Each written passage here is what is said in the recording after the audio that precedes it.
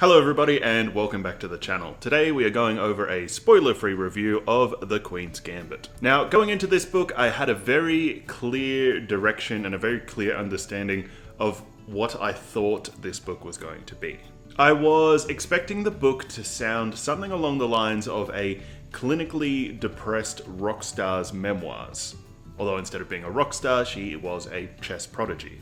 And I thought this because I'd heard that this book was about the links between intelligence and drug use and intelligence and mental health conditions. And to me that sounded incredibly interesting, and it's what made me want to read the story in the first place. It sounded like it was going to be intensely psychological, and it sounded like the kind of story that you would read while you're holding your breath. It made you wonder if she was going to be okay, or if she was going to finally overdose and die. That's what I thought this book was going to be when I was going into it. And I haven't seen the Netflix adaptation of this book, but I have a feeling that that's probably what Netflix would have done with this story. But anyone that tells you that the book is like that is misinformed or lying to you.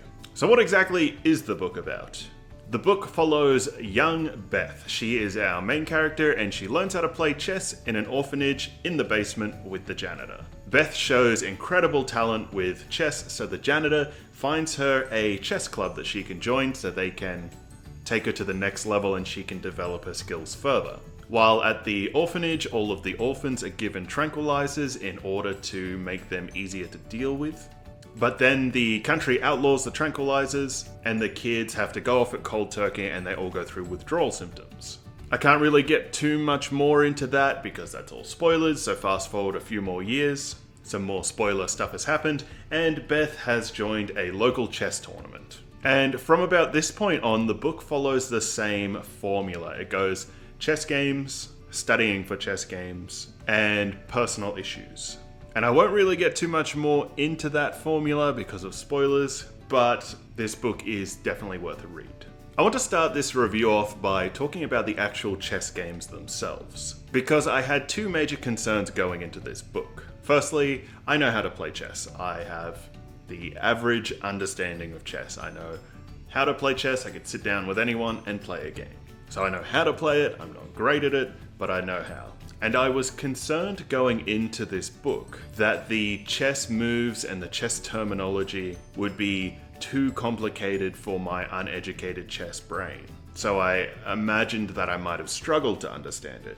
And not only that, my second issue was I was worried that the chess games would be incredibly boring. But to my absolute delight, the chess terminology was simple and easy to follow, and the chess games themselves were incredibly fast-paced. There was a lot of back and forth. It was incredibly interesting. It felt like there was a lot of attack, a lot of defense, and if I could sum it up in any way, I would sum it up like this from The Princess Bride. You're using Bonetti's defense against me, huh? I thought it fitting, considering the rocky terrain.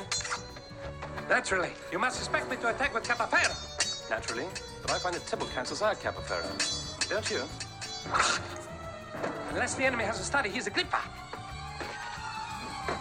Which I have. And the games would read incredibly fast-paced and interesting, something along the lines of, I immediately opened with the Queen's Gambit, pushing Queen's pawn forward.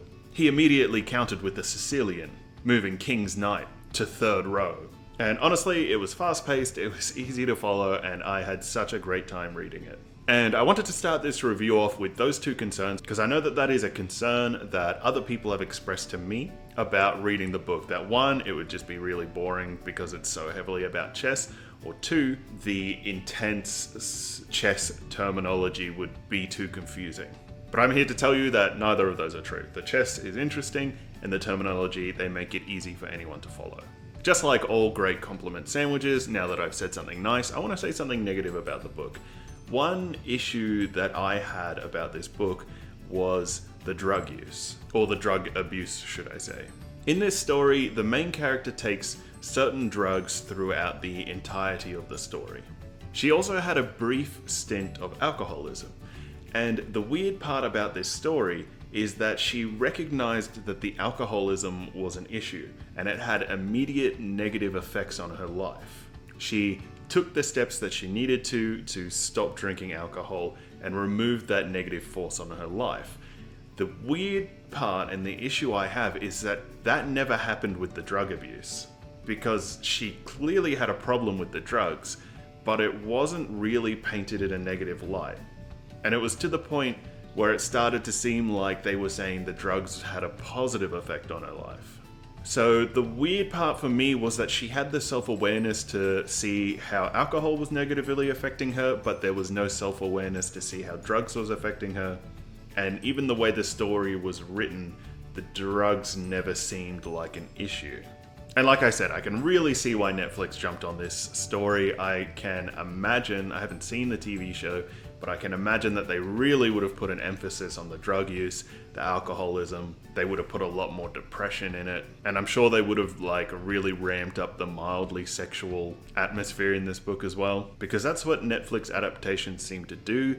They seem to put a really weird emphasis on over-sexualizing the first few episodes to try and get people that don't read the story, to try and get them into the TV show. They're like, this might be based on a book, but look, boobies. But anyway, I haven't seen it. I haven't seen the adaptation. I'm just kind of mad because I saw the Witcher adaptation that they did, and I am not thrilled with it. I thought they did a terrible job with that. But while I'm off on a tangent, guys, if you are new to my channel, I'm all about books, whether it be reading them, writing them, or reviewing them, or after this, even watching the adaptations. So if you like books, please like this video, subscribe to the channel. I'm almost at 1,000 subscribers. I'd really appreciate your subscription. Comment down below if you have read this book, if you found the same issues that I found, if you didn't think that they were issues, if you agree with me or disagree with me. I want to hear from you. And now let's talk about the characters themselves. I actually really liked Beth. I liked that we got to watch her grow, and I liked that we got to see her go through all of the awkward stages and all of the awkward phases that we've all been through. And I liked the fact that she had to deal with mean girls at school, whether they were bullying her for being an orphan, or they were bullying her because of her clothes, or being smart, or whatever else. I liked that she tried to fit in with people. I liked that we got to see her struggling talking to boys and having her first drink. And I liked that we got to see her go through the same phase that every 18-year-old or every 21-year-old, if you're American, goes through when they are finally legally able to drink. Everyone goes through this same phase where they all drink too much, too quickly, too often. And then in about a month or a week or 2 months or however long it takes for you, you suddenly realize that that is an issue. You realize that you should not be drinking so much, you shouldn't be drinking as often, and is leading you down a bad path. We all go through that exact same phase. And it was interesting to see Beth go through hers. And it all just felt so relatable, and I feel as if that's why Beth's character is so interesting, because she is just a regular person. She's a bit socially awkward. She has the same flaws, and if you'd been through the things that she'd been through, then you could easily fall into the traps that she fell into. Like I said at the start, people say that this book was about the link between intelligence and alcoholism and drug addiction and mental health issues and all that. But this book was not about that at all. This book was about an intelligent person who went through massive ordeals and turned to alcohol and drugs just like anyone else would do. It's not because she was intelligent that she had these mental health issues or that she had these addiction issues. It was because of the things that she'd been through. And it was because her character was so relatable that I felt her highs and I felt her crushing lows when things would happen around her, or when she would do things to herself that would bring her crashing down, and I wanted nothing more than to help build her back up. I think a true testament to this author's ability is how invested they got me into games of chess, because I was really rooting for her the whole time. I was invested. I wanted her to figure herself out of any situation. When she won, I was happy. When she lost, I was sad. And to put into perspective how much this book actually captivated me, I read the whole thing in a single day. That's how much I enjoy it. That's how much it captivated me. And I would have never expected a book that was just really about chess and a socially awkward woman would really be able to capture me that much, but it did. With all that said, however, every other character in the book was just a two-dimensional character. They were just really basically chess geeks. They were described as not very good looking. they were socially awkward, and they were kind of jerks, to tell you the truth. But they were really two-dimensional, flat characters. But I feel as if that kind of fit well in the story because Beth wasn't really that social anyway, so she didn't really get to bring that out of people. But yeah, the character work for the other characters was not fantastic. I will, however, say that the antagonist was fantastic.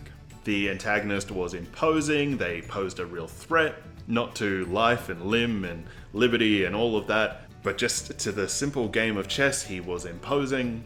I felt worried for her when she had to face him.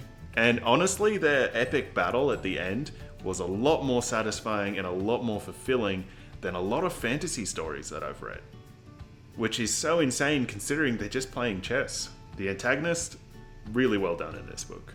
In summary, this book is definitely worth a read. If you are considering listening to the audiobook, I would advise against it because this is a very personal story and there's a lot of very personal issues and dramas that this woman faces, and I have a feeling that if you don't read it, you won't be able to feel it in your soul as much.